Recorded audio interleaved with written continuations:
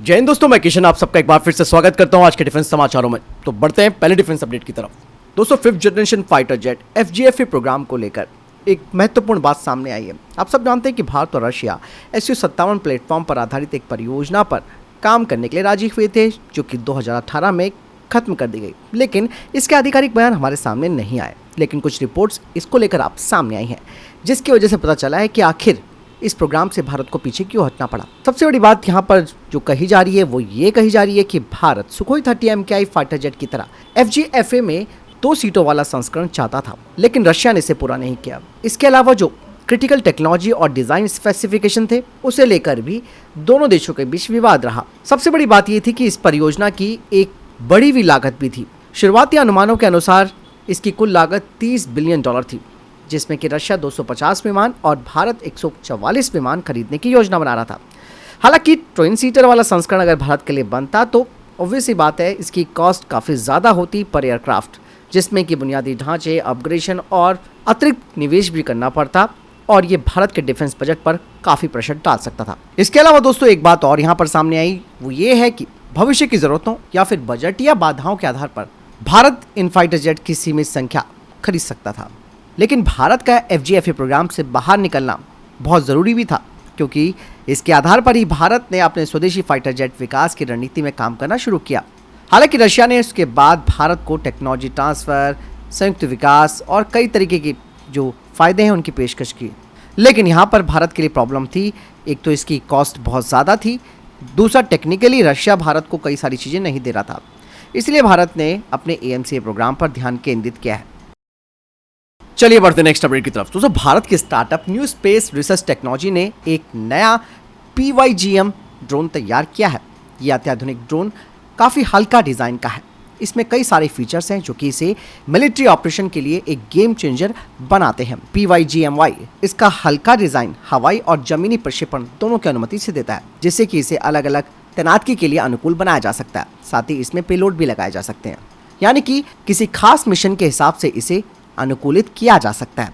इसके अलावा इसका एक इंट्यूटिव इंटरफेस और व्हीकल लेवल ऑटोनॉमी उसने ड्रोन ऑपरेशन की जो एक्सपर्टी है उसे खत्म कर दिया है, जिससे कि ये ड्रोन हर स्तर के यानी कि all tyres of war fighter के रूप में डिप्लॉय किया जा सकता है, और कि सिस्टम को सिर्फ 30 सेकंड के कम समय में भी ऑपरेट के लिए रेडी किया जा सकता है, यानी कि गंभीर परिस्थितियों में तेजी से तैनाती सुनिश्चित की जा सकती है इनकी।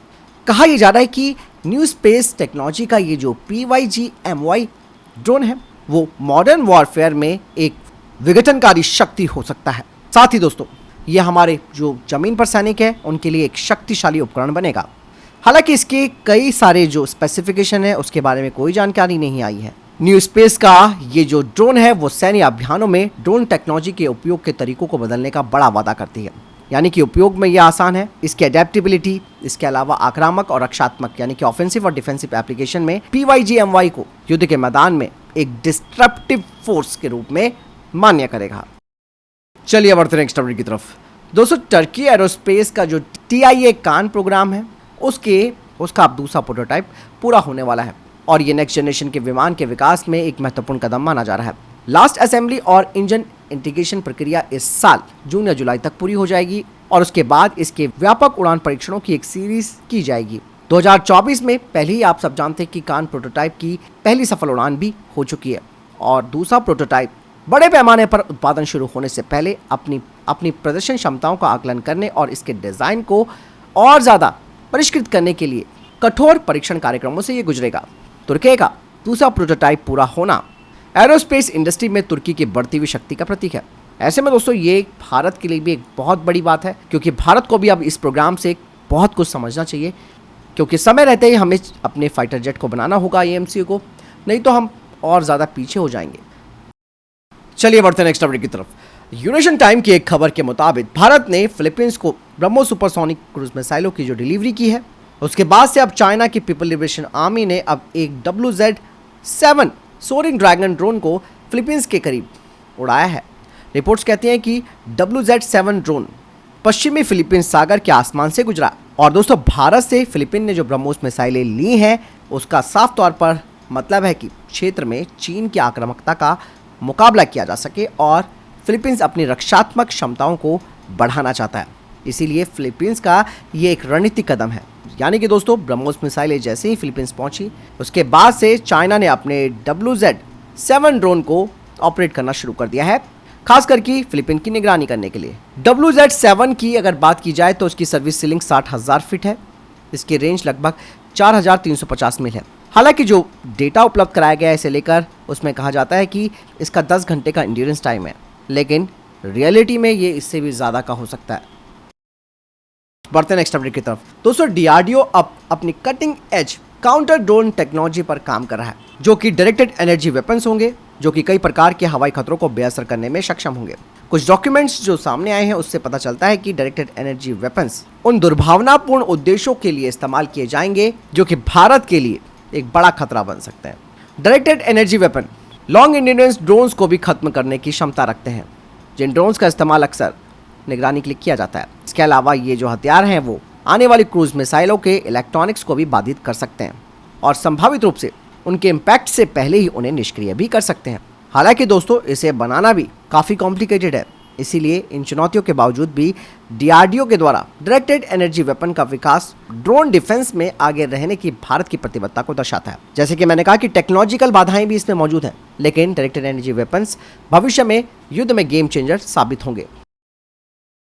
चलिए बढ़ते नेक्स्ट अपडेट की तरफ। दोस्तों भारत के रक्षा सचिव ने लार्सन एंड टूब्रो की फैसिलिटी का दौरा किया है, जहां उन्हें स्वदेशी रूप से तैयार की जा रही SOV-400 स्पेशल ऑपरेशन मिजिट सबमरीन को दिखाया गया। बता दें कि इस सबमरीन का डिस्प्लेसमेंट 500 टन से कम होगा और इसका इंड्योरेंस करीबन 20 दिनों का होगा और ये अपने साथ करीबन 2 533 mm टॉर्पीडोज कैरी कर सकती है। इसके अलावा भारतीय रक्षा सचिव को वेगा अनमैन्ड सरफेस व्हीकल को भी दिखाया गया, जो कि फुल्ली ऑटोनॉमस, सेमी ऑटोनॉमस और रिमोट ऑपरेशन मोड में काम कर सकता है। इसका इस्तेमाल इंटेलिजेंस, सर्विलेंस, टारगेट एक्विजिशन और माइन काउंटर मेजर्स में भी किया जा सकता है। चलिए बढ़ते हैं नेक्स्ट अपडेट की तरफ। दोस्तों भारतीय तेजस को एक बार और एक बड़ा झटका लगा है। दरअसल इससे पहले आप सब जानते हैं कि अर्जेंटीना ने भी भारतीय तेजस को नहीं खरीदा। नाइजीरिया से हमें उम्मीदें थी, लेकिन नाइजीरिया ने भी तेजस फाइटर जेट नहीं खरीदा। कुछ रिपोर्ट सामने आई है जिसमें कहा जा रहा है कि नाइजीरियन एयरफोर्स ने 1.2 बिलियन यूरो की deal Italian defence company Leonardo के साथ की, जिसके तहत वो उन्हें 24 M346 जो मास्टर एयरक्राफ्ट है उनकी सप्लाई करेगा। बता दें कि ये जो एयरक्राफ्ट है वो उनके लाइट कॉम्बैट वर्जन M346 का एडवांस जेट ट्रेनर है। हालांकि दोस्तों यहाँ पर नाइजीरिया प्रचंड हेलीकॉप्टर को भी खरीदना चाहती है, लेकिन दोस्तों नाइजीरिया ने तुर्की से 60 यानी कि 60 T-129 अटैक हेलीकॉप्टर्स खरीदे हैं इसी साल फरवरी में, यानी कि एक बड़ा धोखा भारत को नाइजीरिया ने दिया है। चलिए बढ़ते नेक्स्ट अपडेट की तरफ। दोस्तों ब्रह्मोस नेक्स्ट जनरेशन मिसाइल की पहली फ्लाइट 2025 के अंत में की जाएगी। लार्सन एंड टूब्रो शिपयार्ड ने एक स्टील कटिंग सेरेमनी आयोजित की है तीसरे कैडेट ट्रेनिंग शिप के लिए, जिसे कि भारतीय नौसेना के लिए बनाया जाएगा। बढ़ते नेक्स्ट अपडेट की तरफ। भारतीय नौसेना के डोनियर 228 एयरक्राफ्ट में एक हम्प देखा गया है और ये हम्प इस एयरक्राफ्ट के अपर फ्यूजलाज पर है, जो बताता है कि यहाँ पर सैटेलाइट अपलिंक सिस्टम जो कि ऑब्जर्वेशन डेटा का रियल टाइम ट्रांसफर करेगा अपने सेंसर्स के माध्यम से। बढ़ते नेक्स्ट अपडेट की तरफ।